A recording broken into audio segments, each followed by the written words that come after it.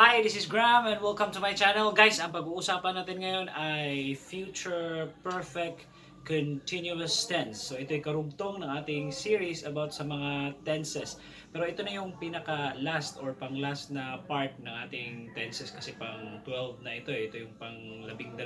Kumbaga, para makumpleto yung ating series about sa mga tenses. Kung bago pa lang kayo sa channel na ito, don't forget to click subscribe for more lessons about basic English in Tagalog. So para maintindihan natin, sisimulan na natin, punta tayo sa aking computer. Here we go!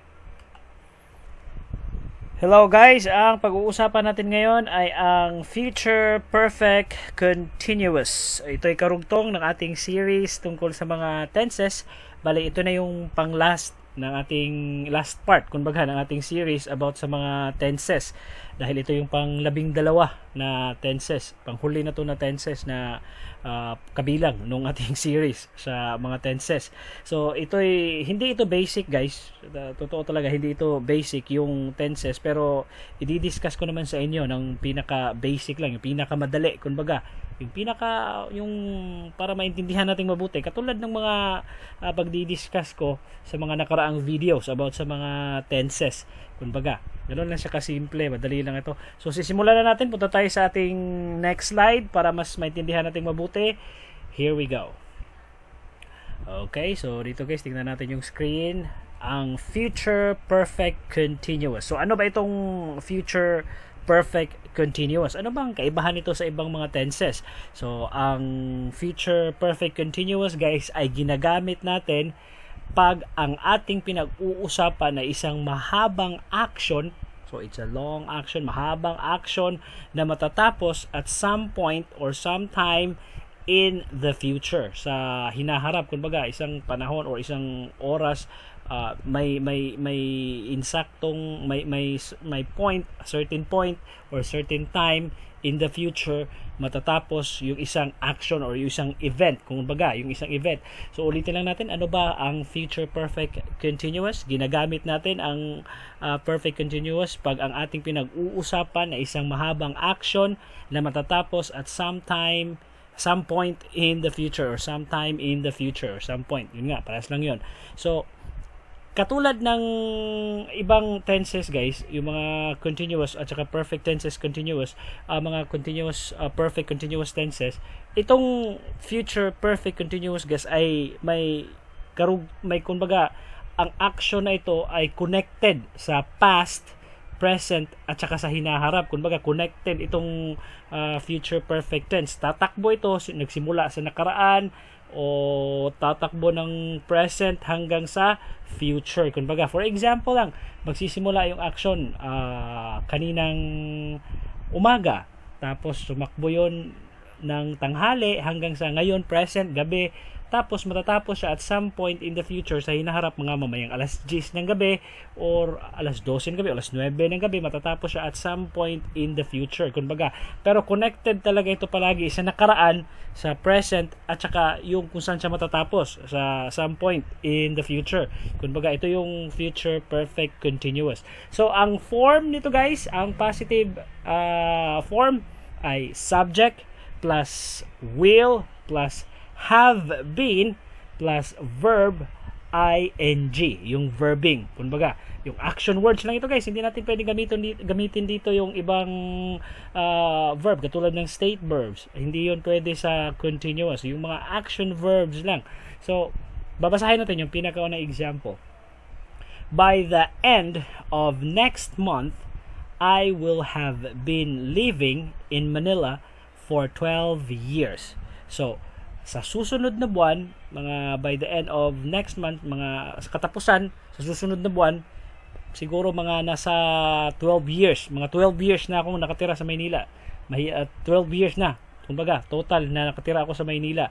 So, nagsimula yung action guys, 12 years ago, tapos tumakbo ito hanggang sa ngayon, tapos matatapos siya by the end of next month. So sa katapusan, sa susunod na buwan, makukumpleto yung isang action na yon, yung isang event na yon na 12 years na akong nakatira sa Maynila. Nagsimula siya 12 years ago, tapos tatakbo siya, nakaraan yon, yung 12 years ago. So tumakbo siya ng yung event na yun, tumakbo ng ilang taon hanggang sa umabot sa time na to, tapos matatapos siya sa future, sa susunod na buwan, sa katapusan.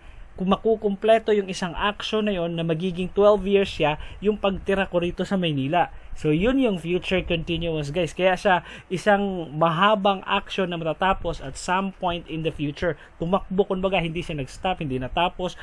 Makukumpleto lang siya at some point in the future. Sa susunod na buwan, sa katapusan, pang 12 years ko na sa Maynila. So, kaya, by the end of next month, I will have been living in Manila for 12 years. So, yung subject, I, tapos will, plus have been, tapos yung verb, ing, living in Manila for 12 years. So, ganoon na siya kasimple, guys. Napakadali lang niyang intindihin. Katulad rin siya ng ibang tenses, continuous o perfect continuous tenses.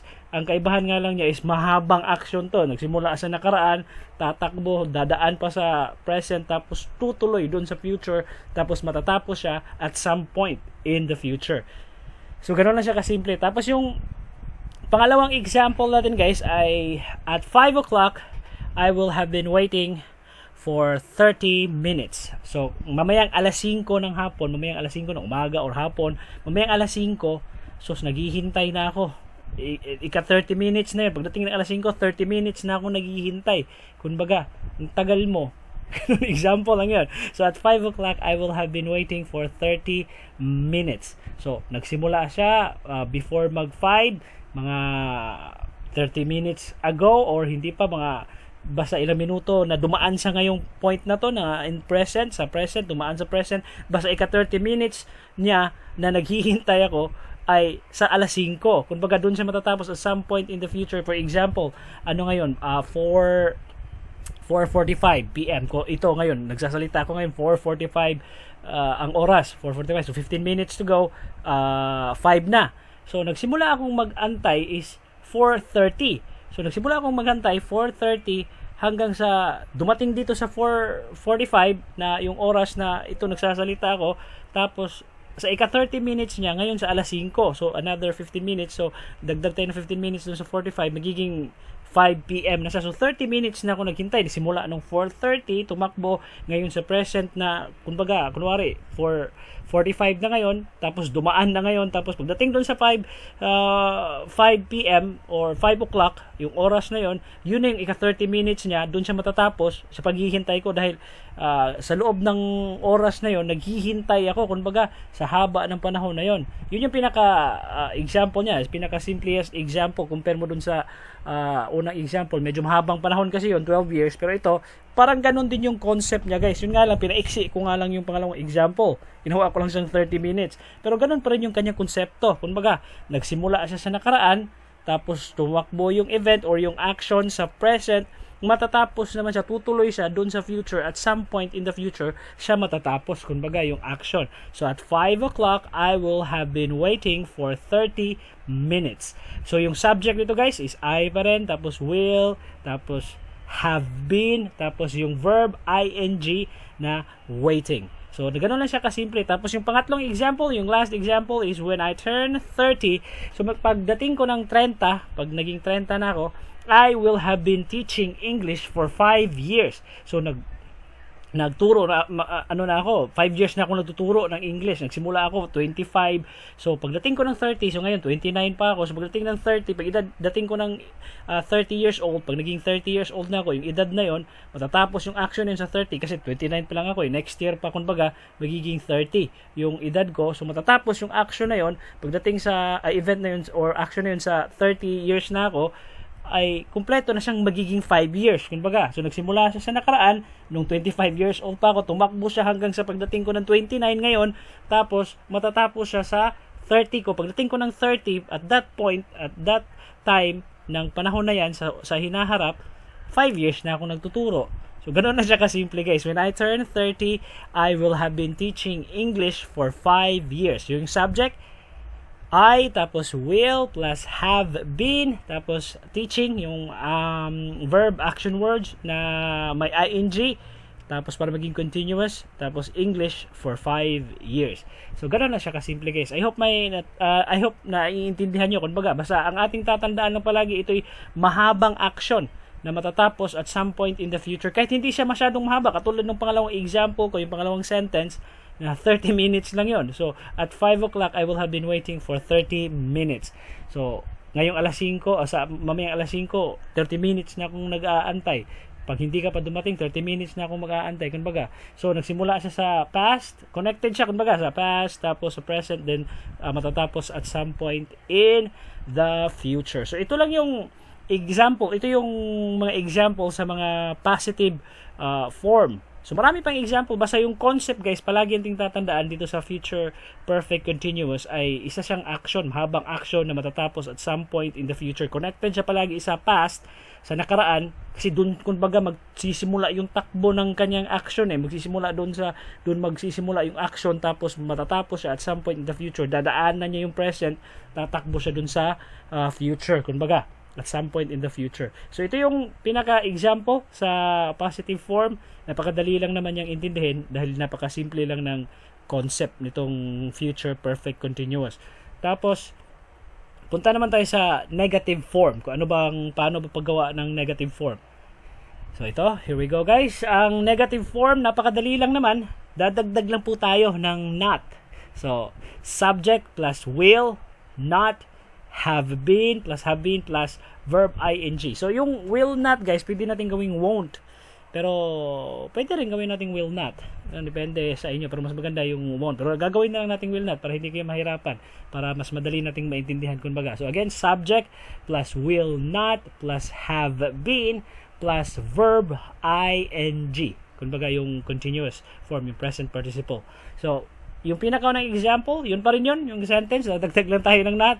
By the end of next month, I will not have been living in Manila for 12 years. Kasi, hindi ako kumpletong 12 years dahil may isang taon kasi akong pumuntang Cebu, doon ako tumira, kaya hindi siya kumpletong 12 years. Baka next year, magiging 12 years siya by the same date, ganon. Example lang yon. So, basta not lang yung idadagdag natin. The same concept, ang idadagdag lang natin is not. So, by the end of next month, I will not have been living in Manila for 12 years. At saka, yung pangalawang example, ganun din. At 5 o'clock, I will not have been waiting for 30 minutes. Kung dumating ka ng maaga. Example lang yun. Pag dadating siya ng maaga at 5 o'clock, I will not have been waiting for 30 minutes. Ganun. Or example, ano bang idadagdag mo? Kumbaga, basta not lang idadagdag natin sa negative form. Tapos yung pangatlang example, guys, when I turn 30, I will not have been teaching English for 5 years. Dahil naputol yun. Dahil isang point doon na basta ganon, hindi siya kumpletong 5 years dahil kung anong rason. Kumbaga, basta ang idadagdag lang natin is not. So, napakadali lang. Ulitin ko lang, yung action is nagsimula, connected sa past, tapos tumakbo sa present, tapos matatapos some point in the future. Kumbaga, ganoon lang siya ka-simple, guys. Hindi naman siya madaling tandaan, kumbaga. Hindi naman siya mahirap tandaan, kumbaga. Madali lang siyang tandaan. Tapos yung interrogative form niya, guys, or yung question form naman nito is magsisimula ito sa will. Ito yung form niya, will, tapos subject, tapos plus have been, plus verb ing. So, will plus subject plus have been plus verb ing. So, huwag natin kakalimutan yung subject, yun yung pinag-uusapan sa sentence.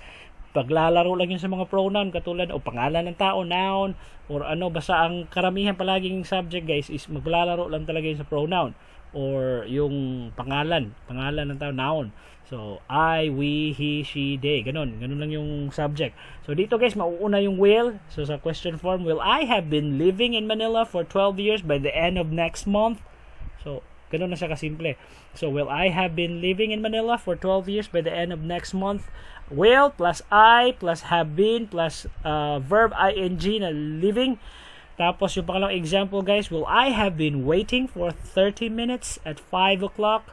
Tapos, will I have been teaching English for 5 years when I turn 30?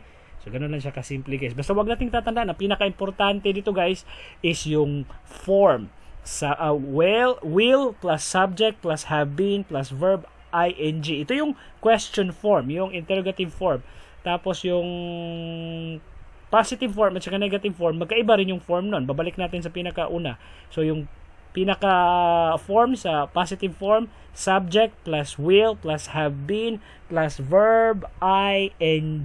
So ganoon lang siya kasimple guys. Pero hindi natin pwedeng gamitin ito guys sa state verbs. Para lang po ito sa mga action verbs, yung mga paggalaw, kumbaga na action or action verbs. Basta mga may involves nga physical activities, yung paggalaw, kumbaga basta action words, kakaiba doon sa state verbs, hindi yun pwede. Kasi example, sabihin natin on Thursday, ngayong Thursday, I will have been knowing you for a week. So mali yun, hindi yun pwede kasi yung know, state verb yun, hindi naman yun action, yung know. So hindi mo siya pwedeng gawing continuous, dagdagan mo ng ing. So, hindi siya pwede. Wrong kasi yung verb na know ay hindi nga yun action verb. Kaya hindi pwede ang state verb sa continuous, para lang ito sa action verbs. Ang gagamitin natin sa sitwasyon na yon ay future perfect tense. So, hindi natin gagamitin yung future perfect continuous. So, instead of saying na on Thursday, I will have been knowing you for a week, ang sasabihin natin guys ay ang gagamitin natin guys ay future perfect tense. Ang sasabihin natin, on Thursday, I will have known you for a week. So, ganun lang siya kasimple guys. Hindi natin gagamitin yung future perfect tense, future perfect continuous sa, kumbaga, state verbs. Itong continuous tense, lahat ng continuous tense, para lang ito sa mga action verbs. Kumbaga yung paggalaw, may action. Kumbaga, yun lang yung gamit nitong future perfect continuous. Tapos sa negative form, yung subject, yung form, subject plus will, dadagdag lang tayo ng not, the same concept, tapos plus have been, plus verb ing. Tapos yung interrogative form, question form, will plus subject plus have been plus verb ing.